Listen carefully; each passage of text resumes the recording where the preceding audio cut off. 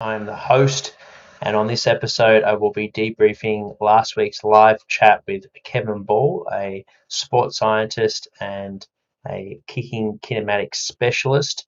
I was lucky enough to be lectured by Kev, as well as worked alongside him with a strength and conditioning and a kicking development program at Advanced High Performance under Wayne Oswald.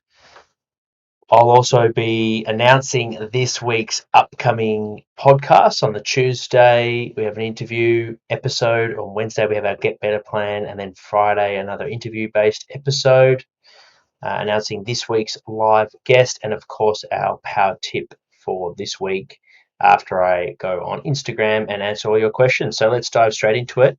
Firstly, with the upcoming week, we have one of our interns, Nicholas Raw. His episode will be released in the podcast world on Tuesday. We discussed his journey in strength and conditioning, how he started in personal training, and then really enjoyed the clinical side, so decided to do his master's in exercise physiologist, although it didn't come easy for him.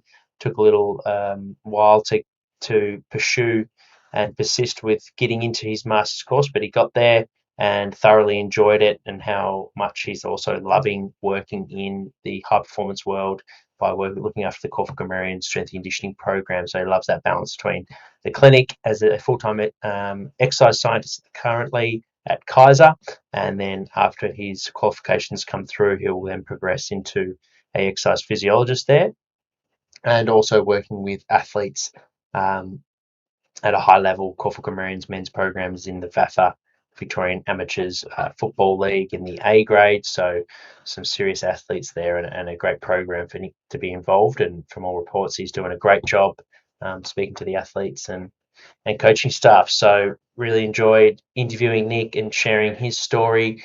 And make sure on Tuesday to listen in. If you have any questions or queries, feel free to hit us up.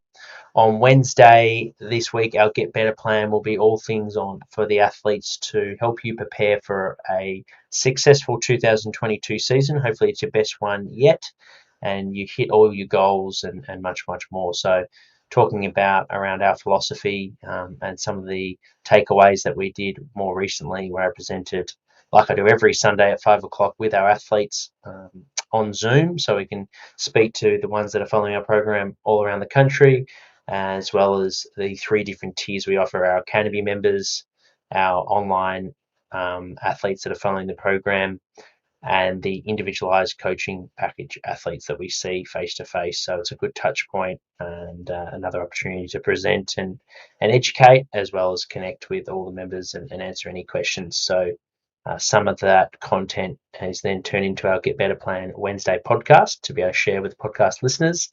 And we're really looking forward to this episode. Hopefully you guys get something out of it. Our Friday episode will be with Jackie Lauder. She is the sports psychologist at the Collingwood Football Club. And this was a awesome episode for those wanting to work on your mental game. Jackie did not hold back at all. She talked about her passion for high performance and how it started at a very young age, watching her sister in the hurdles competing at a high level. She knew she really thoroughly enjoyed the whole mental game and understanding how an athlete's prepared mentally for that high performance environment and competition, as well as developing skills and tools to be able to help athletes handle those high pressure environments. So whether you're a coach or an athlete, you'll definitely get something out of this. It's one of my favorite episodes, so make sure to tune in on Friday to listen to Jackie's story, her career journey, as well as some key takeaways to help developing footballers improve their mental game, and some of the stories and experiences that she's experienced working at the highest level. We have we've got 2 live events this week. We have one that's on the different side. I won't be the host. I'll be the guest for on the Marcus Cope podcast. So super grateful for the opportunity to be on the guest side. Really looking forward to catching up with Marcus on his podcast, and that will be on Thursday. As soon as I find out when that episode's live, I'll no doubt share it on our socials.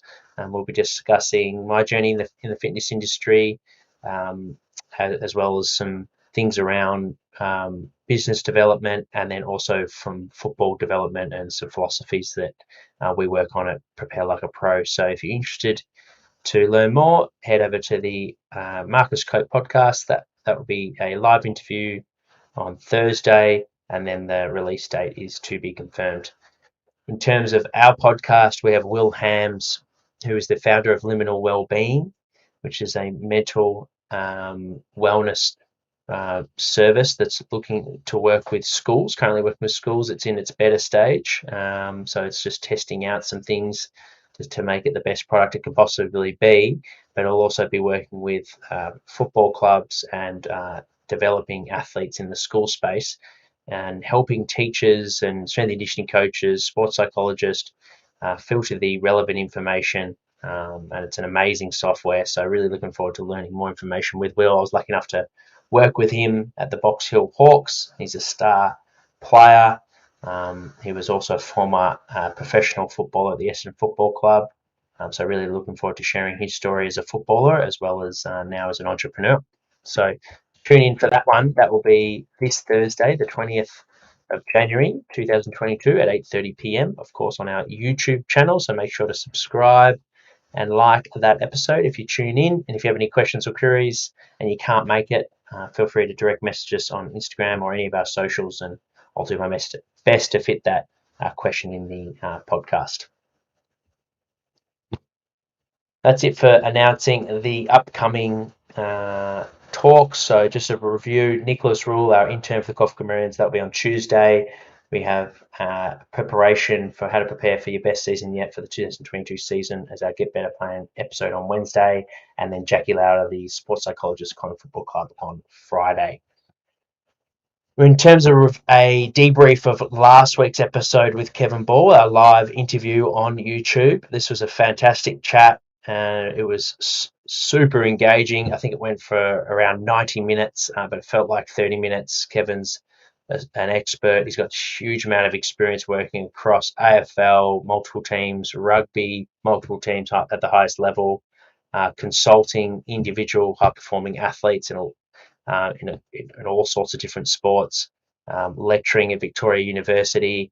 So it was really, really good to speak to someone who's also been in a unique role as well, where he was a full-time at Fremantle Dockers under Chris Conley as a strength and conditioning coach, as well as an assistant coach. So he talked about how effective that role, because you could really develop the relationship side of things with the athletes on the gym floor, and then you could develop their bodies to be able to improve their kicking performance as well as other areas of the performance. But the importance of developing glute and core strength from a balance point of view, and then hip flexibility, both in internal and external rotation, but also to be able to get quality hip extension. So the analogy you talked about, like a backswing, if you've got short, tight hips, you won't have as much of a backswing motion as someone who is flexible through that area. So making sure that they're doing their flexibility work through the hips.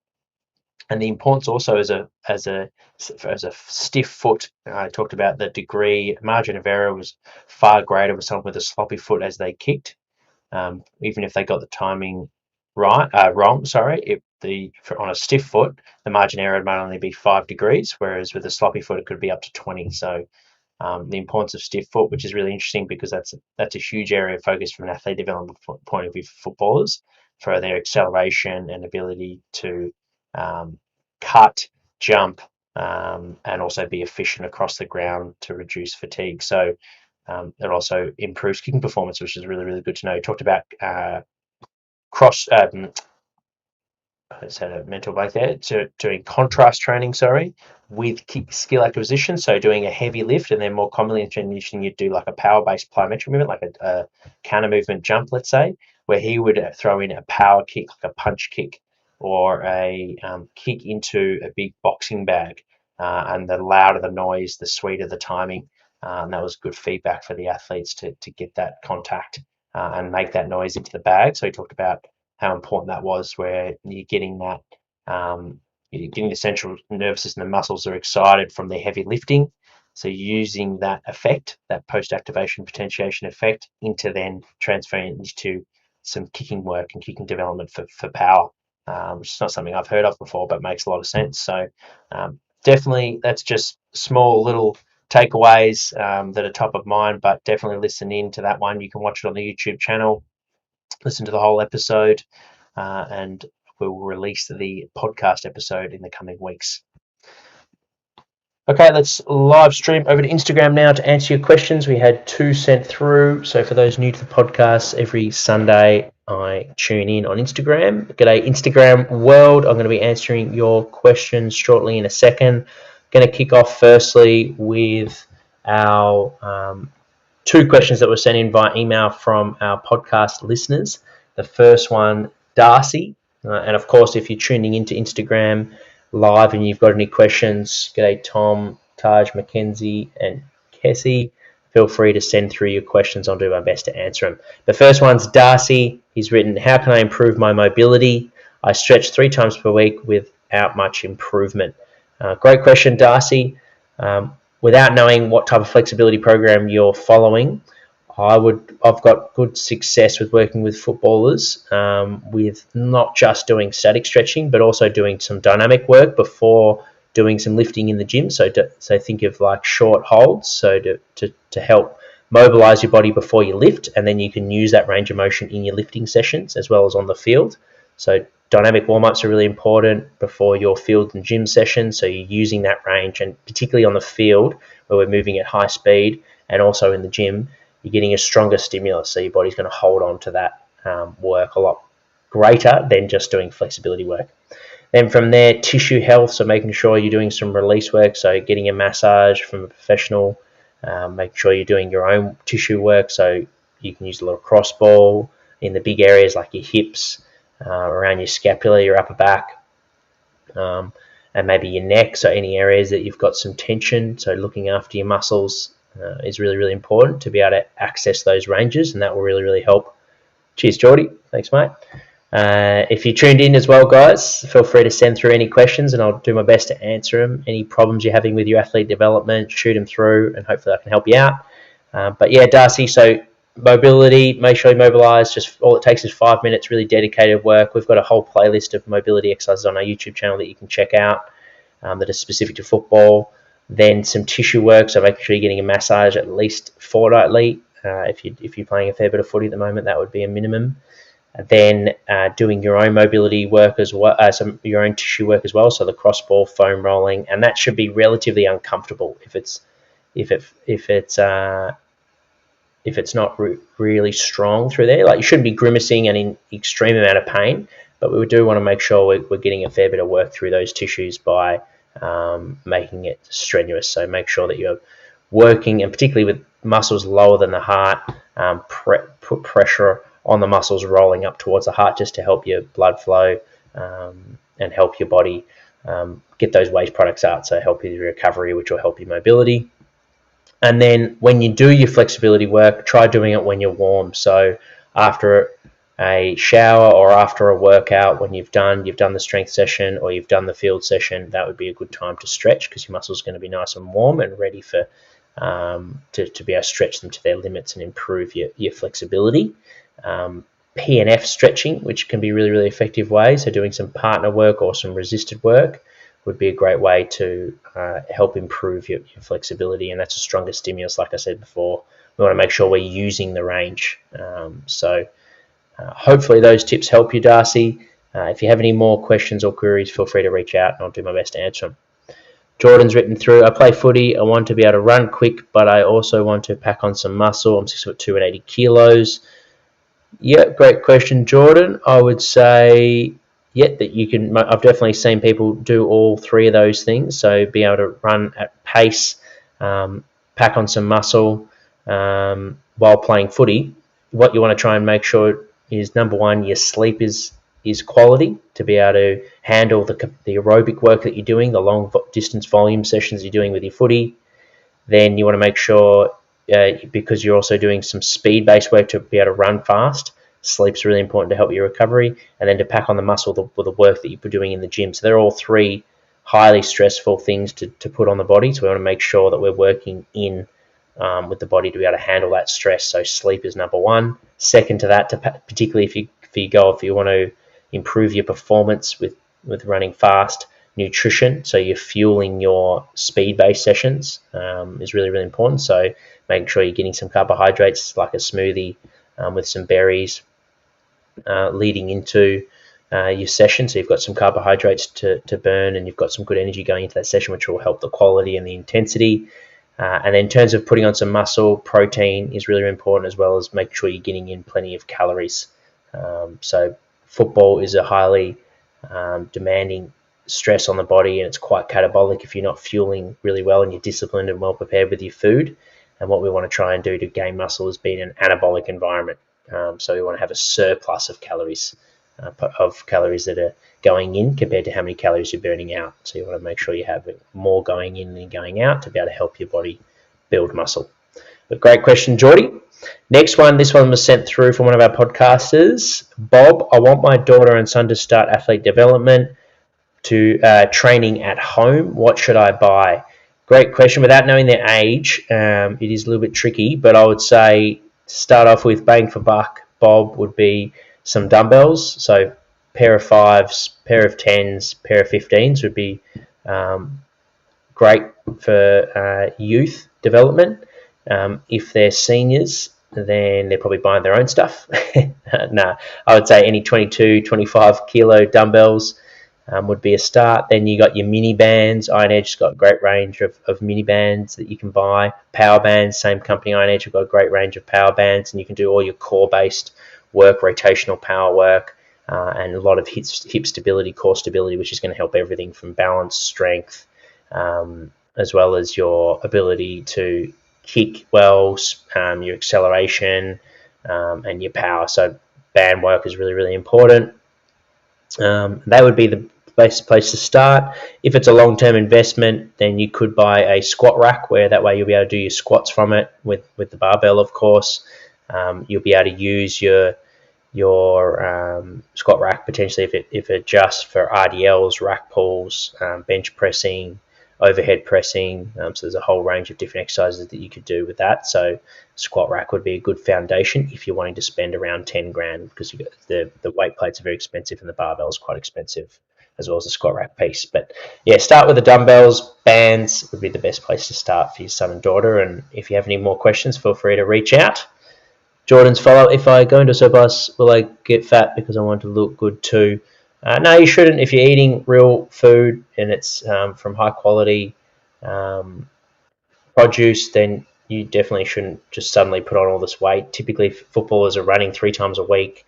At the age that you're at as well, you should be burning a lot of energy at the moment. So as long as you eat healthy, you'll be fueling your training. Your energy should improve, your recovery should improve, and you should get better results out of your training, and therefore look more athletic too. So the body will adapt because your training intensity will be higher because you're fueling your body better. So as long as the quality of your food is good, then you shouldn't put on excess fat with the amount of work that you would be doing as a footballer. All right, going over to our power tip now, guys. So facing to the YouTube podcasting world now. Instagrammers, you can feel free to hang around. If you've got any questions, shoot them through and I'll answer them after our power tip. Power tip this week is going to be revolved around acceleration, and it's something that more commonly we can get excited by speed and top end speed when I talk about sprinting compared to acceleration. So acceleration is a short distance, so think about like your first 3 steps, where sprinting is the ability to run at top speed. As a footballer, and by looking at GPS data, typically you'll be lucky to get, on a given week, most footballers would hit about 90% of their max speed. Okay, so you don't really hit 100% of max velocity like a track and field athlete might on a regular basis. Wingers may get a little bit more regular. They might hit 95%, but typically the other positions will hit 88 to 90% of their max velocity, and that might only be once or twice throughout a game. Whereas with accelerations, you could be getting anywhere between 25 to 40 accelerations a game. And obviously the ability to be able to get to speed fast over short distances, faster than your opponent, is super advantageous because you'll either be able to stick the tackle rather than them getting away, or you'll get the ball. And obviously if we get the ball, we're dictating terms and the other team's working harder. So that's the goal. So Acceleration is critical. It's really, really important. And areas that are, in my mind, since working with footballers for a number of years now, that are undervalued are mobility. So I touched on that before on the podcast, but making sure that your ankles, so you can get your knee over your toe with your flat foot. We call that the knee to wall test. You can do that comfortably with no pain or friction through your ankle joint. So you're getting good range and good amount of use of the lower limb, mainly around the Achilles, which is that thick tendon on the back of the ankle, and it has a lot of potential for generating power. Your hips are really mobile, so you're able to get good hip extension and hip flexion to be able to get that force production into the ground and push into the ground vertically, as well as drag and generate force horizontally, so we can move forward fast. Particularly in our acceleration, you're going to be spending more time on the ground per strike, so making sure we've got good ranges in that dorsiflexion, position through the ankle and the hips is critical to be able to generate a lot of force. So mobility is key. Strength is also really, really important, more so in acceleration than top-end speed. Top-end speed is more velocity-based. Acceleration is because you're spending a bit more time on the ground per foot strike, particularly in those first 3 steps, than you would be when you're moving at max velocity. Strength is more important. So want to make sure that we're getting strong in the gym. Think of that as your ceiling of your first 3 steps. So the stronger you are, the higher the potential for your acceleration to improve. So making sure that you're lifting heavy in the squat pattern at least once a week, as well as the deadlift pattern, whether that be an RDL, a rack pull, or trap bar deadlift, for example. Hopefully this power tip helps. If you have any questions or queries, feel free to reach us. We do have a speed and power program specifically designed for someone that wants this. You might have the combine, or you just want to improve your power, your first 3 steps. So head over to our website, preparelikeapro.com, to check out that program. Looks like we had a couple of Instagrammers send through some questions, so I'll wrap it up and then we're done for this week's episode. Mitch Larson, what do you believe is the best way to merge lower body strength prehab with PM footy training before training or on non-training day, as post-training gym session is an option? Yeah, tough one, Mitch. I typically like to do the lower body weights after the football session. So you do your field session, you do your conditioning, and then you do your weights last. If that means you've got access to a gym close to your football ground, then that works really well. If that's not possible, because it's by the time you leave the footy field and there's no gym next to the ground, it's 8:30 at night, you're better off fueling the body, recovering, unwinding, and getting good sleep before the next day. Then, lower body session the morning of, so you're getting good recovery, hours of recovery before your field session, so you're still going to have that speed and that power that we want for your agility and your acceleration and jumping and so forth. So hopefully that helps. Worst case scenario, like I said, you could do it as a bit of a primer before the field session. And number one, listen to your body. Whatever feels best and you can stick to for a routine will reap the best results. The body loves routine. What we know with preventable injuries is that it's a spike in load. So for your hammies and your calves and Achilles-based injury, tendon-based injuries, we don't want to be changing the routine too much. We try and build consistency. So pick something in pre-season that works for you and it is sustainable, and it's usually going to get good benefits from that. Hopefully that helps, Mitch. Mackenzie Thompson, I do it on non-train days only because before training I'm too fatigued to train in the capacity I'm expected to. There you go. So find what works for you. Mackenzie's found. So try it out, Mitch. Let us know what you think, mate. Lastly, guys, we had an awesome interview by the AFL People podcast. They wrote great listening, great people, and great podcast. I would recommend 100% for anyone who isn't already listening to it to start listening. It's a great insight, not only to how to prepare like a pro, but also to learn off high-performance guests like coaches, players, and practitioners. Love the podcast. I can't wait for more. Thank you so much for the review. This helps us a lot, not only in what you guys are enjoying out of the podcast by getting some feedback, but also to reach more listeners. So if you are listening in the podcast world and you have the opportunity to review us on iTunes, that would be massively appreciative, as well as Spotify now has a rating system, so it's not a review. You don't have to write anything, but you can give us a star rating, which would be much appreciated also. I'll see you guys on the next episode. Thank you for tuning in. If you're interested in our High Performance Sunday 5 p.m. Presentations that I do with all the athletes, the easiest way to access that is to become an Academy member. You can do that for less than $5 a week. You'll also receive an ad-free podcast. You get a one-on-one Zoom session with myself. If you're a strength and conditioning coach, we talk about your career goals. If you're an athlete, we talk about some goal setting and what you want to get out of this year and how you can improve your lifestyle to help your athletic development. So you get that as a complimentary as soon as you join. And like I mentioned before, it's less than $5 a week. So if you're interested in the Academy podcast, head over to Prepare Like a Pro and check out the .com and check out the Academy page. I'll see you guys on the next episode. Cheers.